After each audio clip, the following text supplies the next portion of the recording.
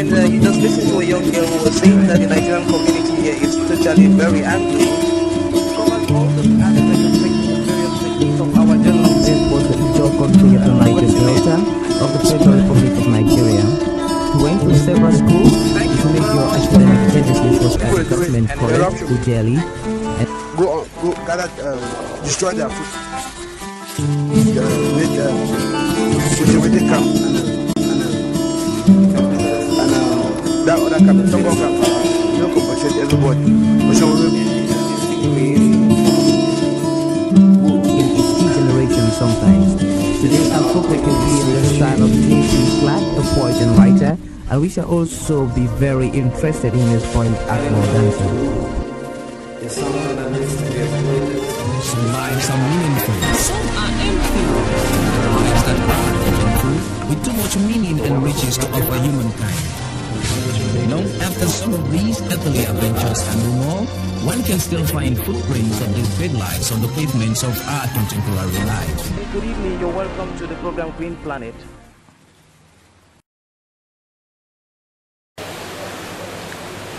Good day, thank you very much for talking to people, places and events and to the African Center for Community and Development.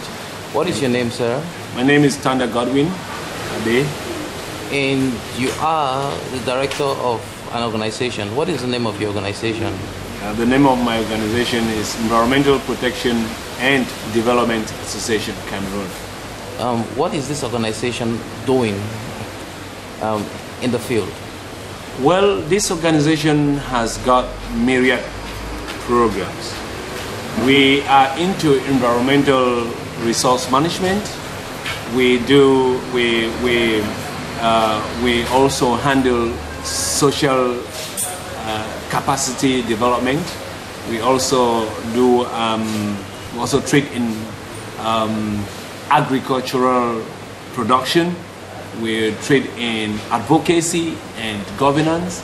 We also trade in all the different ways that support sustainable development, such as rural infrastructure improvement and initiating rural initiatives relevant to local communities and people. So your organization is also involved, as I gathered, in the domestication of Eru and also in the vulgarization of the use of Eru, especially in regions that are not traditionally regions that Eru is found naturally.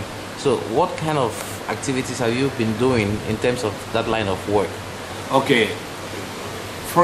First of all, my organization saw the need to extend Eru cultivation as an economic plant, an income generation avenue, opportunity, and shifting it from where naturally it is growing to areas where there is no traces of Eru, such as the grass field in the regions in the northwest and western regions of Cameroon. In fact, when I visited the northwest 5 years ago, I realized many households are into Eru consumption. Not just the households, but if you go to the market, there was a boom in the trade on Eru. So, and I realized that Eru can only grow in 5 provinces in Cameroon, such as the southwest, the littoral, the eastern, the south, and also the central. And then, since then, we have been doing so much work on carrying out basic testings to enable us prove that Eru is not just limited to these rainforest areas. We realize that in the northwest we have montane forest, and after carrying out our plant testings, we realized that Eru can do well, and so we embarked on empowering local communities to use Eru first as a strategy to fight against climate change, and secondly to use it as an income generation activity. You're also involved in agroforestry. What are some of the activities? Agroforestry, our Savanna Eru Project is in line with our agroforestry techniques. So Eru, there is no way Eru can be domesticated without the presence of trees. By nature, by virtue of the ecology of Eru. Eru is a vine that will normally be found growing under shade or in the forest, of course, under trees, in shady areas. And so we realize that in the northwest, where we find just grasses, in order to grow Eru, we will integrate trees in the farm. And the trees will not just help the Eru to grow, but it will equally help to improve crop yield. In fact, there are trees that we integrate, such as Gliricidia, that will help to fix nitrogen, nitrates, through the process of nitrogen fixation. And so that will, in the long run, harness the fertility of the soil and promote the growth of many different kinds of crops. Now, you're also a member of an environmental network, which is called Leonet. What kind of activities do you do under this organization, or this synergy of civil society organizations? In fact, under this synergy of civil society organizations, I have been the focal person with respect to the European Union sub-program processes, strengthening civil society organization in Cameroon under the name PASC. And as a network, as a member of a network, we are so much focused on capacity building, and we are also into sensitization. And in a few days to come, we will be organizing the World Ozone Layer Day celebration, and which will take place on the 16th of September at the regional delegation, at the divisional delegation of Environment, Nature Protection and Sustainable Development. What is this picture talking about? Yeah, this picture is talking about the Savanna Eru initiative, which was carried out in Bamenda last 2011. And this is on-site delivery of the seedlings that we got from the southwest. And what is the Savanna Eru Project all about? Yeah, the Savanna Eru Project is about using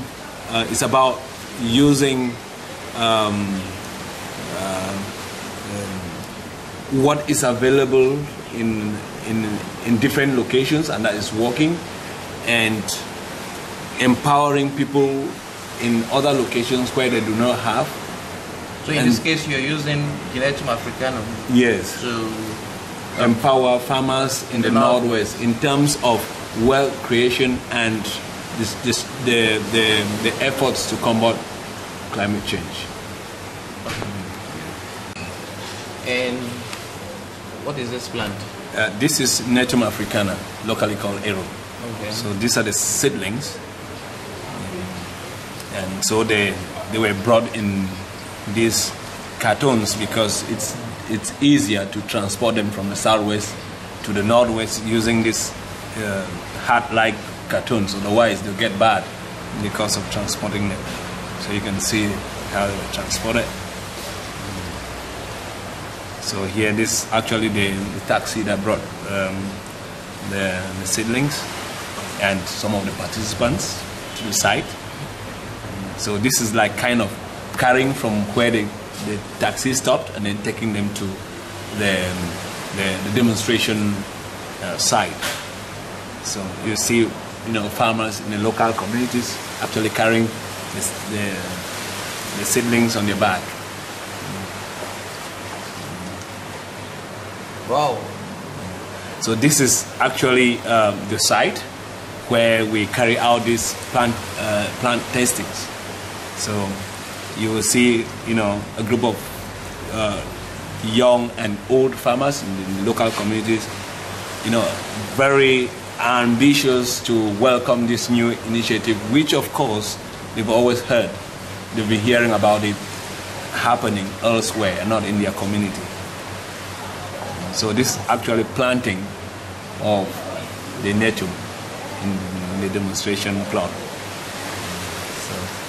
So you see women and men together, you know, embracing the initiative and happily doing so.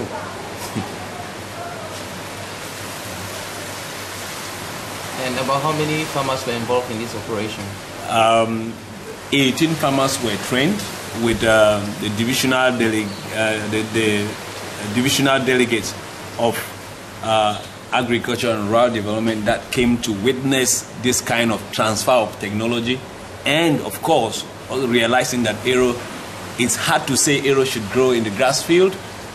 He really wanted to be a witness to this kind of, you know, new technology and transfer of skills and capacity. So we needed to do a shed because Eru seedlings are fragile, and so we prevent it from direct sunlight.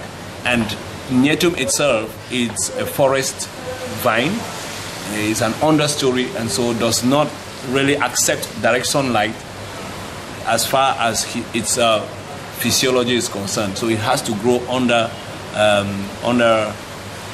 canopy, under trees in a forest, and so that's the habitat which it likes. And so we needed to do some kind of man-made habitat for the young seedlings to actually take growth, while we planted some stakes which will in the long run be used as support upon which the Eru will, you know, twine up, or and provide, you know, subsequently nutrients for the Eru to grow. That we incorporate agroforestry in the planting of our Eru.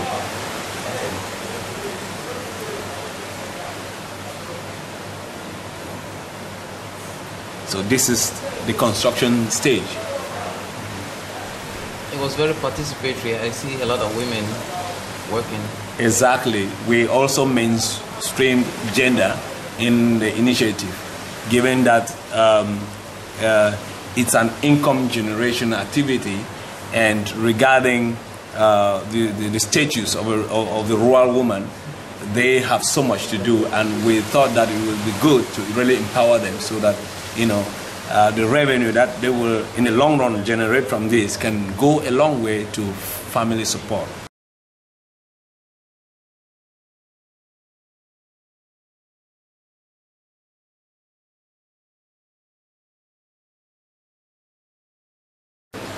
So far, you work with so many other organizations. How has it been? Is the relationship difficult, or has the working been done in such a manner that organizations understand themselves, judging from the fact that most organizations have different cultures? Yeah, that is very correct. I think so far there is a very big understanding in terms of expertise, and so we in our approach we integrate all the member organizations into whatever activity we carry out, such that every organization will be able to use their expertise in their relevant areas to bring capacity building among the different organizations that are members to this network. And for the past, I have worked with different organizations. In fact, you asked if the working relationship is okay. I think I'm collaborating with all the organizations that I've worked with before, and I think there is a very, you know, great understanding. So, what can you say is your vision for your organization and your training center in the near future? My vision is very broad-based. I want to set up. My organization has the vision to become very recognized, and that the center, the agro-production center, becomes a regional center in transforming lives and giving youth, women and men the opportunity to live quality lives and be able to participate in community development initiatives. How do you wish to do that? Hopefully, we intend to put in place an agro-production center that will incorporate capacity development within the different sectors of agriculture. For instance, crop production and animal production. So we will be into fish pond farming, quail farming, poultry, goat farming, pig farming, wild dog production for security, just for security, and we also will be into producing organic manure, which can be marketed, which we were talking about compacted organic manure, which farmers can use to improve their crop yield. And we think that we are not just going to be training, we are also going to be empowering. And by empowering, I mean once you get into a center, the moment you leave, you should be living with an enclosure. If you were trained in the poultry farming, you should be living with a facility to establish your own poultry pen, and the startup materials in terms of the young chicks that we donate, so that you are self-reliant, and from there we provide monitoring and follow-up support. So far, I think this kind of broad and wonderful idea should need some level of funding. Has funding been coming your way, or there have been some roadblocks? Because I seem to gather from most people I talk to that the right projects and the projects are not funded. Yes, we have challenges, and these challenges I will not want to bring in funding as a major challenge. Yes, it is going to be a very big initiative requiring funding. I think we are at the initial conception stage, and now we've been talking with some partners who are interested. For instance, the ASA program already they are in the process of reviewing our proposal to send us volunteers with whom we will work to come up with the training curriculum. And we also have the European Union program, PASC program, which we are targeting to give us seed money to already begin the infrastructure. As regarding the contribution of my organization, we've already put in place structures. By structures, I mean those confinements where some of these animals will be bred, and so that is a long way gone. And so what we need now is to get the curriculum and begin training as fast as we can.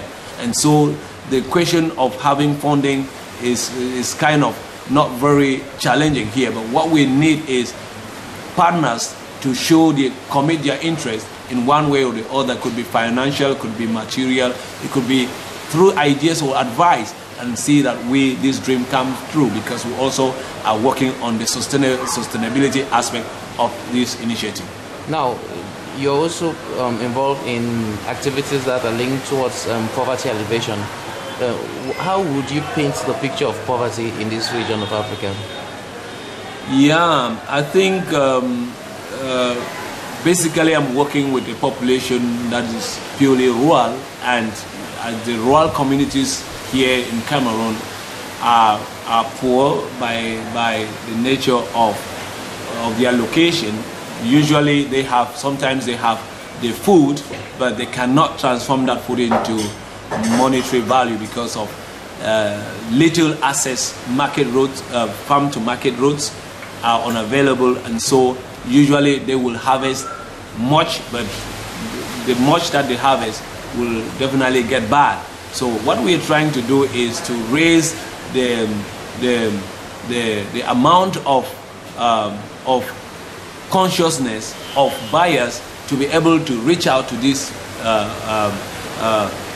farmers, as well as call on development actors to realize the importance of market to farm roads paramount to upgrading the living standards of these communities.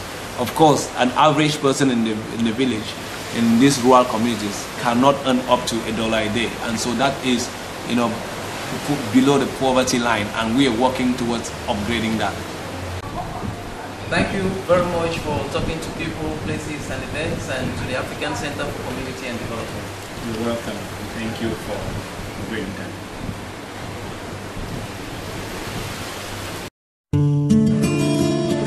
And you just listen to a young girl who was saying that the Nigerian community here is totally very angry.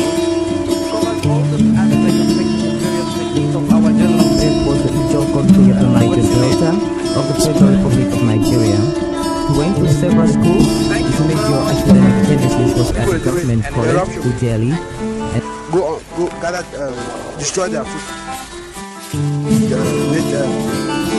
With the camp. That other camp, some more camp, you compensate everybody. But some of in its key generation sometimes. Today our focus will be on the style of JP Clark, a poet and writer, and we shall also be very interested in his point Agro dancing. It's something that needs to be exploited. Some lives are meaningful. Some are empty. Lives that are meaningful, with too much meaning and riches to offer humankind. After some of these earthly adventures and more, one can still find footprints of these great lives on the pavements of our contemporary life. Good evening, you're welcome to the program Green Planet.